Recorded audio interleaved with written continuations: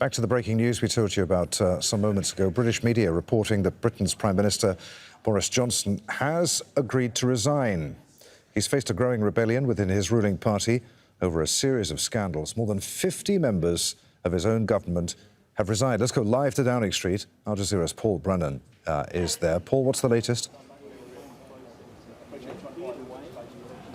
The latest as far as the total goes is 55 now members of the government who've resigned. I'll go back through some of them at the moment, but the most important line that's just emerged in the last 15-20 minutes is a communique from Downing Street which says the Prime Minister will make a statement to the country today. And the understanding is that Boris Johnson will step down as Prime Minister today. He will resign. He wants to continue as Prime Minister until the autumn. That said, but there will be a leadership race for the Conservative Party leadership during the summer. And the intention is that there will be a leader in place of the Conservative Party by the time of the Conservative Party annual conference, which takes place in October. So a brief statement from Downing Street saying the Prime Minister will make a statement to the country today. What we expect to happen is that a pedestal, a plinth, will come out from the door behind me, number 10, into the street. Microphones will be attached, and at some point Boris Johnson will emerge, having bowed, frankly, to the inevitable after the pressure that has been put on him to step down, for the good of the party, for the good of the country. He was vowing to hang on, vowing to defy the critics, insisting that he had a mandate from the 14 million people that he said voted for him in the 2019 election, despite the fact that his cabinet ministers were putting in their resignation letters, and some of the language that they were using in those letters was utterly scathing of Boris Johnson's leadership, of his integrity, of his vanity as well. The most recent one to go was Caroline Johnson, who's the Conservative Party chairman. The cumulative effect of your errors of judgment, she wrote, have squandered the goodwill of our great party. And she's just she was the 55th member of the government to quit. He was frankly running out of staff, running out of people in government to govern with.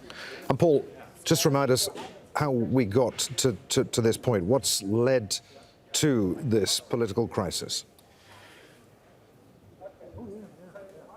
The straw that broke the camel's back was an incident with a member of the government whose job is Deputy Chief Whip. Now, it's responsible for party discipline, essentially, a man called Chris Pincher, who was very, very drunk in the Carlton Club during the course of last week and essentially sexually assaulted a male staffer. Now, Boris Johnson was questioned as to how Chris Pincher had been appointed to this job when, given the fact that he had a little bit of a track record for this. There'd been an incident when he was at the Foreign Office back in 2019, and Boris Johnson said he had no knowledge of any prior situation about Chris Pincher or prior concerns. In fact, he was called out for that being untrue. Boris Johnson had been briefed in person about the situation with Chris Pincher and about the fact that Chris Pincher's conduct had resulted in a formal process and that the complaint had been upheld. Boris Johnson tried to wriggle out of that by saying, oh, yes, I forgot about that. Sorry, yes, I'm sorry, but it was simply an oversight, a misrecollection.